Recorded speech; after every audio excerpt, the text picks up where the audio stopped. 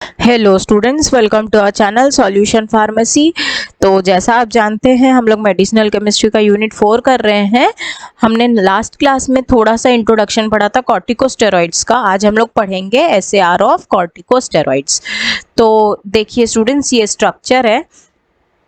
Again हम इसमें A B C और डी इस प्रकार से 4 रिंग्स बनाएंगे। हम लोग 1 बाय 1 इंडिविजुअल रिंग्स पे मॉडिफिकेशंस करते जाएंगे।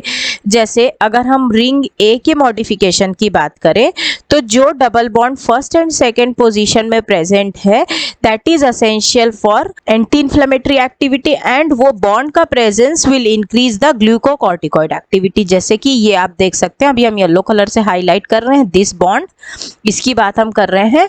तो ये असेंशियल भी है प्लस ये आपका एक्टिविटी को इंक्रीज करने में भी हेल्पफुल होता है। इसी प्रकार से अगर हम सेकेंड पोजीशन की बात करें तो सेकेंड पोजीशन में अगर हम लोग अल्फा मिथाइल ग्रुप लगाते हैं तो फिर इससे कॉर्टिकोसोल की एक्टिविटी इंक्रीज हो जाती है, बढ़ जाती है। दैट मीन्स ये सेकेंड पोजीशन, ये देखिए अल्फा मिथाइल ग्रुप से एक्टिविटी इंक्रीज हो जाती है। इसी प्रकार से अगर मान लीजिए हम लोग उसी सेकंड पोजीशन पे ब्रोमो ग्रुप का सब्स्टिट्यूशन कर देते हैं, मतलब ब्रोमीन लगा देते हैं, तो जो हमारा ड्रग न्यू प्रिपेयर होगा वो सिस्टेमिक एक्टिविटी नहीं रखेगा, मतलब हम उसको सिस्टेमिक रूट से सप्लाई नहीं कर सकते। इसी के बाद अगर हम लोग फोर्थ और फिफ्थ पोजीशन की बात करें तो यहाँ पर जो डबल बॉन्ड प्रेजेंट है फोर्थ और फिफ्थ पोजीशन के बीच में, एंड जो कीटो ग्रुप प्रेजेंट है 3 पोजीशन में, मतलब ये 3 कार्बन पर ये जो कीटो ग्रुप प्रेजेंट है this is essential for, this is necessary for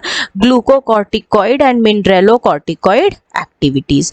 इसी प्रकार से अगर अब हम लोग बी रिंग की बात करें तो जो हमारा 6 अल्फा पोजीशन है उसमें अगर अल्काइल या हेलोजन ग्रुप हो, अल्काइल मतलब आप CH3 रख सकते हैं, C2H5 रख सकते हैं, हेलोजन में हम क्लोरीन रख सकते हैं, ब्रोमीन रख सकते हैं, इससे जो हमारी एक्टिविटी है वो इंक्रीज हो जाएगी। आप देखिए हमारा जो 6 अल्फा पोजीशन है ये यहाँ पर अगर हम CH3 या तो फिर हेलोजन्स रख देते हैं तो ये देखिए एक्टिविटी इंक्रीज हो जाएगी। इसी प्रकार से अगर हम लोग आगे बढ़ते हैं बी रिंग के ही सार पर, तो जो हमारा 9th पोजीशन है उसमें अगर हम fluorine, chlorine, bromine, hydroxy, CH3 ऐसा कुछ रखते हैं C9 पे तो एंटी इन्फ्लामेटरी एक्टिविटी पर अफेक्ट होगा। तो एक बार हम लोग C9 को रिंग में ऑब्जर्व करते हैं। ये देखिए ये हमारी रिंग हो गई। ये देखिए यहाँ पर ये येलो कलर से हम हाईलाइट कर रहे हैं, ये 9th वाला कार्बन है। इसमें आप देखिए 9 अल्फा पोजीशन पे हम ये ग्रुप कुछ सब्स्टिट्यूट करते हैं तो इससे एक्टिविटी इंक्रीज हो जाती है। इसी प्रकार से हम आगे बढ़ते हैं सार में, और फिर अगर हम लोग नेक्स्ट बात करें रिंग बी में ही जो एडजेसेंट हमारा 19th नंबर का कार्बन है वहाँ पर जो मिथाइल ग्रुप लगा हुआ है उसको अगर हमने रिमूव कर दिया तो एंटी इन्फ्लेमेटरी ड्रग की पोटेंसी कम हो जाएगी, रिड्यूस हो जाएगी, पोटेंसी कम हो जाएगी। तो देखिए ये अगर हमारा 19th नंबर का कार्बन हम बात करें तो हमारी रिंग पर हम लोग अभी अपने 19th नंबर के कार्बन को ग्रीन कलर से हाईलाइट कर रहे हैं, ये रहा। तो ये वाला मिथाइल ग्रुप अगर हम रिमूव करा देते हैं तो हमारा जो ड्रग है वो उसके अंदर एंटी इन्फ्लेमेटरी प्रॉपर्टी कम हो जाएगी। अब रिंग ए और बी के मॉडिफिकेशंस के बाद हम लोग आगे चलते हैं स्टूडेंट्स, और हम अब देखते हैं रिंग सी का मॉडिफिकेशन। तो इसी प्रकार से अगर रिंग सी के मॉडिफिकेशन की हम बात करें तो C11 यानी कि 11th नंबर के कार्बन पर जो ऑक्सीजन अटैच है वो एसेंशियल नहीं है। देखते हैं एक बार हम लोग कि रिंग में 11th नंबर का कार्बन कौन सा है। तो ये देखिए स्टूडेंट्स ये 11th नंबर का कार्बन हुआ। यहाँ पर हम लोग इसको अपने फिर से एक ब्लू कलर से हाईलाइट कर रहे हैं, ये 11 नंबर का कार्बन। अगर ये ऑक्सीजन जो है ये हम लोग क्या कर सकते हैं, रिप्लेस कर सकते हैं। रिप्लेस करके अब आपने जैसे यहाँ क्या लगा दिया, ऑक्सीजन रिप्लेस करके हाइड्रोक्सी ग्रुप, तो यहाँ पर आप देखिए ये हाइड्रोक्सी ग्रुप लग गया तो ये एंटी इन्फ्लेमेटरी भी हो गया और कार्बोहाइड्रेट मेटाबॉलिज्म के लिए सपोर्ट करने वाला भी हो गया। तो जो हमारा 11th नंबर का कार्बन है उसका जो ऑक्सीजन ग्रुप है वो बहुत मैंडेटरी नहीं है, it is not essential.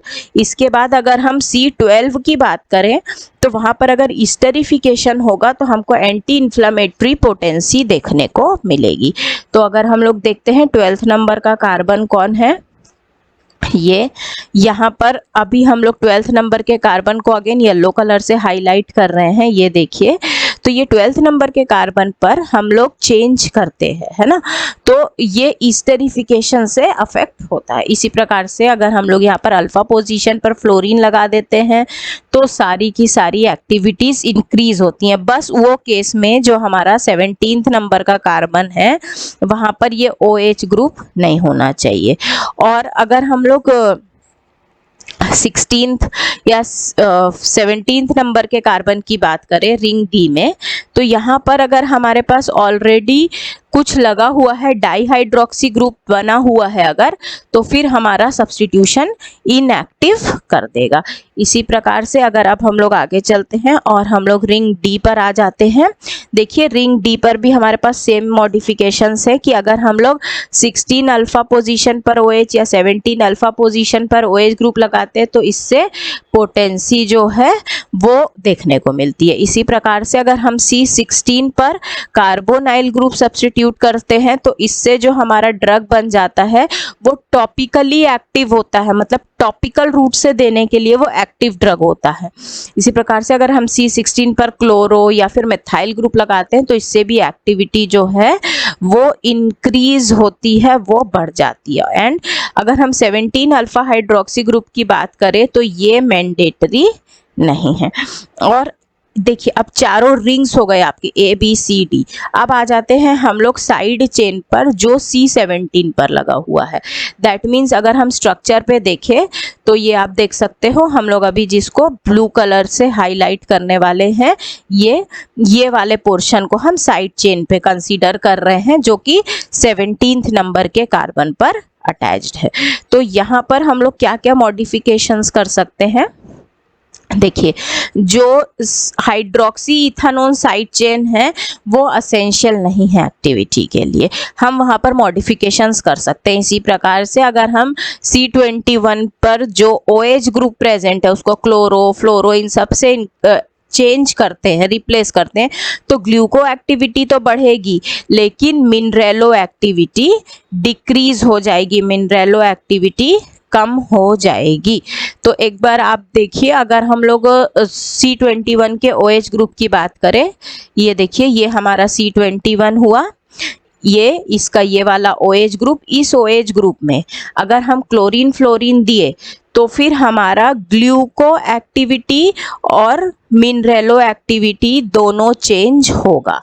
ग्लूको activity जो है यहाँ पर चेंज करने से आपकी इंक्रीज होती है लेकिन मिनरेलो एक्टिविटी डिक्रीज होती है। इसी प्रकार से अगर हम C21 पर ही हाइड्रोक्सी मिथाइल ग्रुप को मिथाइल ग्रुप से रिप्लेस करते हैं तो जो हमारा न्यू ड्रग बनता है that is ophthalmic anti inflammatory drug. ये ऑप्थेल्मिक रूट से दिए जाने वाला एंटी इन्फ्लामेटरी ड्रग होता है, जैसे माइड्रिसोन।